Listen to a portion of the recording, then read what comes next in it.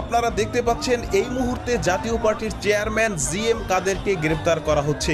কারণ দর্শক আপনারা দেখতে পাচ্ছেন এই মুহূর্তে জাতীয় পার্টির চেয়ারম্যান জিএম কাদেরকে গ্রেফতার করা হচ্ছে। কারণ জাতীয় পার্টির পক্ষ থেকে রংপুরে সমন্বয়কদের বিশেষ করে হাসনাত সার্জিসদেরকে অবাঞ্ছিত ঘোষণা করেছে এবং জাতীয় পার্টির পক্ষ থেকে তাদেরকে হুমকি দেওয়া হয়েছে। তার কারণেই কিন্তু জাতীয় পার্টির চেয়ারম্যান জিএম কাদেরকে গ্রেফতার করা হচ্ছে। বৈষম্য বিরোধী ছাত্র আন্দোলনের সমন্বয়ক সার্জিস আলম ও হাসনাত আব্দুল্লাহকে রংপুরে অবাঞ্ছিত ঘোষণার প্রতিবাদে গ্রেফতার হয়েছেন দলের চেয়ারম্যান জিএম কাদের। ডিবির অতিরিক্ত কমিশনার রেজাউল করিম মল্লিক জানান, তাকে গ্রেফতারের পর ডিবি পুলিশের কাছে হস্তান্তর করেছে। দ্রুত সময়ের মধ্যে জাতীয় পার্টিকে ক্ষমা চাইতে হবে, বিতর্কিত বক্তব্য প্রত্যাহার করতে হবে। গ্রেফতার হলো রংপুরের জাতীয় পার্টি চেয়ারম্যান জিএম কাদের। হয়ে উঠেছে রংপুর। হাসনাত আব্দুল্লাহ, সার্জিস আলম এই দুইজনে হলো আওয়ামী লীগের মুখপাত্র হিসেবে কাজ করেছে ইউনিভার্সিটিতে। জয় বাংলা স্লোগান দিতে দিতে এদের মুখের ফেনা বাড়ায় গেছে। ওই সাদ্দামকে সে বড় ভাই বলতে স্যালুট করতে পায়ে ধুলা দিতে ব্যস্ত। আর তারাই এখন বড় সমন্বয়কারী হয়েছে।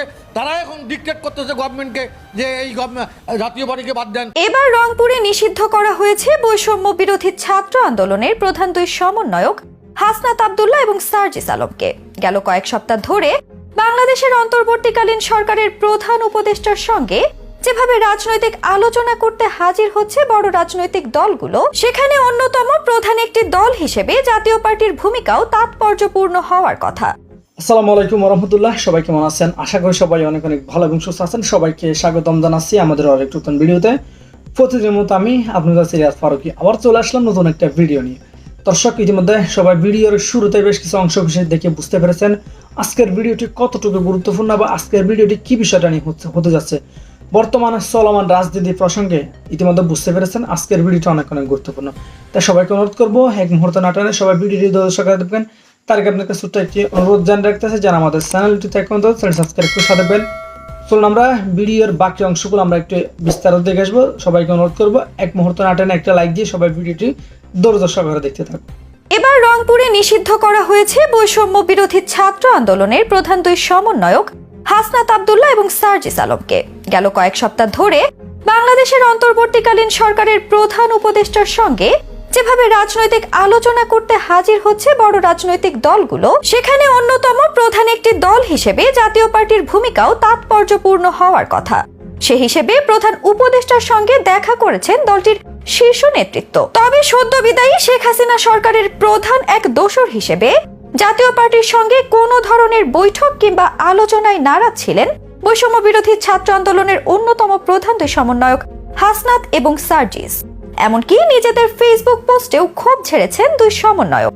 এরপরই যেন তাদের উপর নেমে এলো রাজনৈতিক খড়গ। কিন্তু সত্যিই কি রংপুরে নিষিদ্ধই থাকবেন দুই সমন্বয়ক, নাকি আছে রাজনৈতিক মারপ্যাচ? 5ই আগস্ট পরবর্তীতে বাংলাদেশের রাজনীতিতে যে উত্তাল হাওয়া বইছে তা সামাল দিতে উঠে পড়ে লেগেছে অন্তর্বর্তীকালীন সরকারের উপদেষ্টারা, যে কারণে বাংলাদেশের বৃহত্তম রাজনৈতিক দলগুলোর সঙ্গে সংলাপ চালিয়ে যেতে দেখা যাচ্ছে। এমনকি রাজনৈতিক দলগুলোর পক্ষ থেকেও অন্তর্বর্তীকালীন সরকারের সঙ্গে আপোষ করে নির্বাচনের কথা জানিয়ে আসছেন তারা। তাদের মধ্যে বাংলাদেশ জাতীয়তাবাদী দল বিএনপি, জাতীয় পার্টি, জামাত ইসলামী বাংলাদেশ, ইসলামী আন্দোলন বাংলাদেশ সহ অন্যান্য রাজনৈতিক দলগুলোর সঙ্গে বিভিন্ন বৈঠকের ভেতর দিয়ে সময় পার করছেন প্রধান উপদেষ্টা। তবে রাজনৈতিক দল হিসেবে জাতীয় পার্টির সঙ্গে এই সংলাপ করার পর থেকে ক্ষুব্ধ প্রতিক্রিয়া দেখিয়েছেন বৈষম্য বিরোধী ছাত্র আন্দোলনের প্রধান দুই সমন্বয়ক হাসনাত আব্দুল্লাহ এবং সার্জিস আলম। মূলত অন্তর্বর্তীকালীন সরকারের প্রধান উপদেষ্টা ডক্টর মোহাম্মদ ইউনূস দেশের রাজনৈতিক দলগুলোর সঙ্গে নির্বাচন সহ বিভিন্ন ইস্যুতে সংলাপ করছেন। এর মধ্যে জাতীয় পার্টির সঙ্গে প্রধান উপদেষ্টার সংলাপ প্রসঙ্গে ক্ষোভ প্রকাশ করেছেন বৈষম্য বিরোধী ছাত্র আন্দোলনের অন্যতম সমন্বয়ক সার্জিস আলম ও হাসনাত আব্দুল্লাহ। গত 7ই অক্টোবর দিবাগত মধ্যরাতে নিজ নিজ ফেসবুক পেজে এই বিষয়ে পোস্ট দিয়ে ক্ষোভ প্রকাশ করেন তারা। ফেসবুক পোস্টে সার্জিস লেখেন, জাতীয় পার্টির মতো মেরুদণ্ডহীন ফ্যাসিস্টের দালালদের প্রধান উপদেষ্টা কিভাবে আলোচনায় ডাকে। হাসনাত লেখেন, স্বৈরাচারের দোসর জাতীয় পার্টিকে সংলাপে আমন্ত্রণ জানানো হলে আমরা সেই আত্মঘাতী সিদ্ধান্তের তীব্র প্রতিবাদ ও কঠোর বিরোধিতা করব। হাসনাত আব্দুল্লাহ এবং সার্জিস আলমের এমন পোস্টের পর থেকে তীব্র প্রতিক্রিয়া দেখা যাচ্ছে জাতীয় পার্টিতে, যে কারণে বৈষম্য বিরোধী ছাত্র আন্দোলনের সমন্বয়ক হাসনাত আব্দুল্লাহ ও সার্জিস আলমকে রংপুরে অবাঞ্ছিত ঘোষণা করেছেন জাতীয় পার্টির কো চেয়ারম্যান ও রংপুর সিটি কর্পোরেশনের সাবেক মেয়র মোস্তাফিজুর রহমান মোস্তফা। তার দাবি, জাতীয় পার্টিকে রাজনৈতিক সংলাপে না ডাকতে ফেসবুকে হাসনাত আব্দুল্লাহ ও সার্জিস আলম যে ঘোষণা দিয়েছে তারা রংপুরে আসতে পারবে না। যার যা কিছু আছে তা নিয়ে এই রংপুরের পার্টি অফিসে বসে থাকবেন। আমরা দেখিয়ে দিতে চাই রংপুরের জাতীয় পার্টির শক্তি কতটুকু। যদি এই আন্দোলনকে আমরা জনস্রোত করতে না পারি তাহলে জাতীয় পার্টি থেকে নাকে খত দিয়ে চলে যাব। এ প্রসঙ্গে রংপুরের জাতীয় পার্টির কো চেয়ারম্যান জোর দিয়ে বলেন, সার্জিস আলম এবং হাসনাত আব্দুল্লাহর কোনো প্রোগ্রাম রংপুরের মাটিতে হতে দেওয়া হবে না। এ সময় দলের নেতাকর্মী স্লোগান দিয়ে তাকে সমর্থন জানান। গত 14 অক্টোবর রংপুর শহরে জাতীয় পার্টির কার্যালয়ে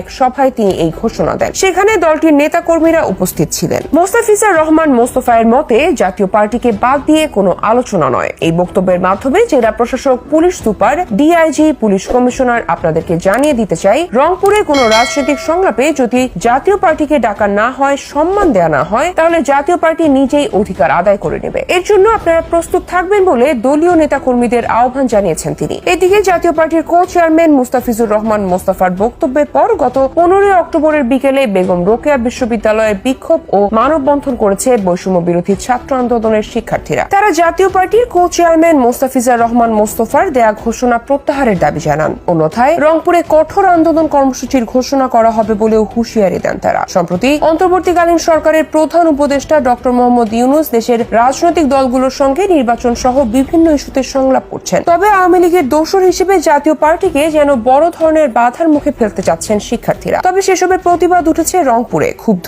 জাতীয় পার্টির নেতাকর্মীরা। তাই আগামীতে রংপুরে নির্দিষ্টকালের জন্য অবাঞ্ছিত ঘোষণা করা হয়েছে হাসনাত এবং সার্জিসকে। একটি খবর দর্শক, রংপুরে জাতীয় পার্টির সভায় হাসনাত সার্জিসকে অবাঞ্ছিত ঘোষণা। এটা খুবই দুঃখজনক ঘোষণা।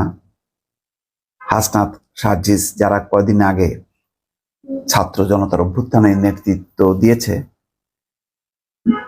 তাদের নেতৃত্বে ছাত্ররা বুকের রক্ত ঢেলে দিয়েছে, রাজপথে জনতা দিয়েছে, যে বিরচিত সংগ্রাম তারা করেছে স্বৈরশাসনকে হটাতে, তাদের দুজনকে অবাঞ্ছিত ঘোষণা করেছে। কেন? জাতীয় পার্টির ক্ষোভ হচ্ছে, কেন জাতীয় পার্টিকে বলা হচ্ছে স্বৈরাচারের দোসর, শেখ হাসিনার দোসর, এবং সংলাপে জাতীয় পার্টি যাতে অংশগ্রহণ না করতে পারে এই ব্যাপারে বৈষম্য বিরোধী ছাত্র আন্দোলন জোরালো বক্তব্য রেখেছে। তাদের পক্ষ থেকে হাসনাত এবং সার্জিস একাধিকবার বক্তব্য উপস্থাপন করেছে। সংলাপে জাতীয় পার্টি যাতে অংশ না নিতে পারে বা তাদেরকে যাতে বয়কট করা হয়, এটা কি শুধু হাসনাত সার্জিসের দাবি? এটা কি বিএনপির দাবি না? এটা কি জামাতের দাবি না? কোনো রাজনৈতিক দল যারা স্বৈরশাসন বিরোধী আন্দোলন করেছে তারা কি এই দাবির সাথে দ্বিমত পোষণ করে? পোষণ করে না। কেউ কি মনে করে যে সকল দল স্বৈরশাসনকে হটাতে যে আন্দোলন করেছে সেই আন্দোলনের অংশ ছিল জাতীয় পার্টি? কেউ মনে করে? কেউ মনে করে না। বরং সর্বশেষ যে ন্যাক্কারজনক যে নির্বাচন, দ্বাদশ জাতীয় সংসদ নির্বাচনে তারা অংশগ্রহণ করেছে। শুধু অংশগ্রহণ করেনি, তারা এই অংশগ্রহণের আগে নানা রকম প্রতারণামূলক কর্মকাণ্ড করেছে। এমন একটা ভাব দেখিয়েছে তারা যে তারা নির্বাচনে অংশ নেবে না, এরকম একটা ভাব দেখিয়েছে। আসলে এটি দেখানোর মূল কারণ ছিল বেশি করে আসন আদায় করা। এবং জাতীয় পার্টির যে প্রার্থীরা নির্বাচন করেছে, দলের মহাসচিব মুজিবুল হক চুন্নু থেকে অনেকে শেখ হাসিনার ছবি ব্যবহার করেছে, বলেছে যে শেখ হাসিনা সমর্থিত এবং জাতীয় পার্টি মনোনীত। তার প্রমাণ কি নেই? আছে। তারপরে নির্বাচনের পরে তারা শপথ নেয়নি, বিরোধী দলের আসনে বসেনি। আন্দোলন যখন তুঙ্গে তারা কি কোনো এটার পক্ষে কোনো সংগ্রাম মিছিল করেছে?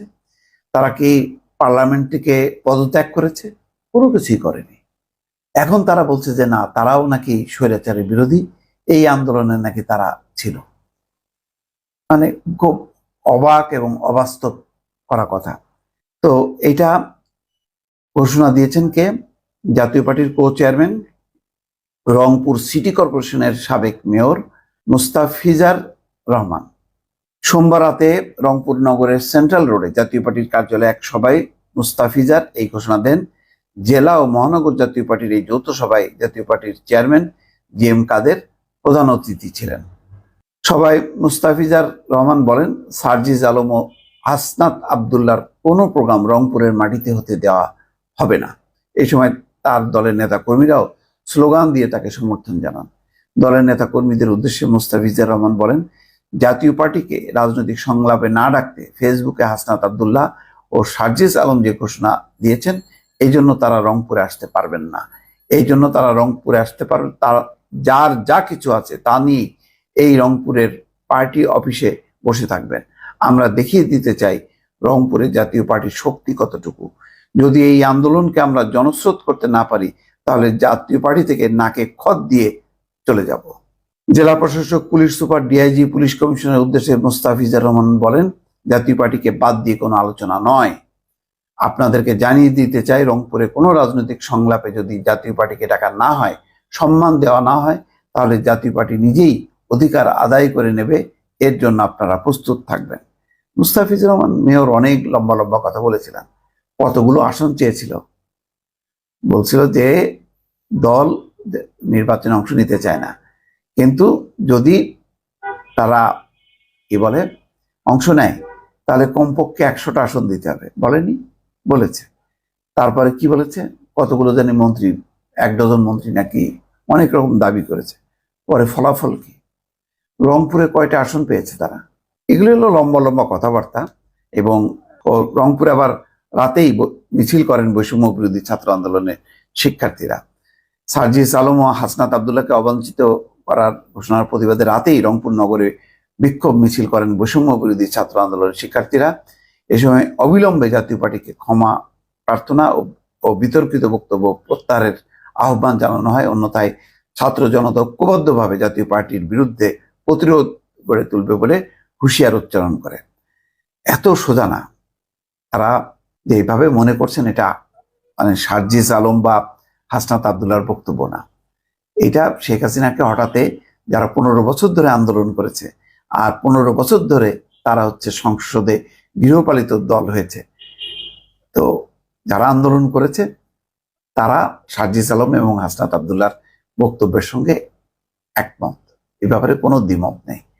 সুতরাং ওই হাসনাত আবদুল্লাহ আর সার্জিস আলমকে অবাঞ্ছিত ঘোষণা করে রংপুরে দলের কিছুটা শক্তি আছে বলে বাহাদুরি দেখানো, এইটা একেবারেই সঠিক না। সময় মতো নিশ্চয়ই জাতীয় পার্টি এর জবাব পাবে। দর্শক ভালো থাকবেন। আল্লাহ হাফেজ।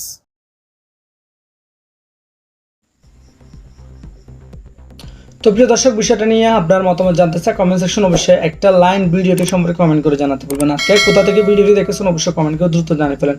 ভালো থাকবেন, সুস্থ থাকবেন। আমাদের চ্যানেলে নতুন সাবস্ক্রাইব করে সাথে থাকবেন। দেখবো অন্য কোনো ভিডিওতে। ভালো থাকবেন, সুস্থ থাকবেন। আল্লাহ হাফেজ।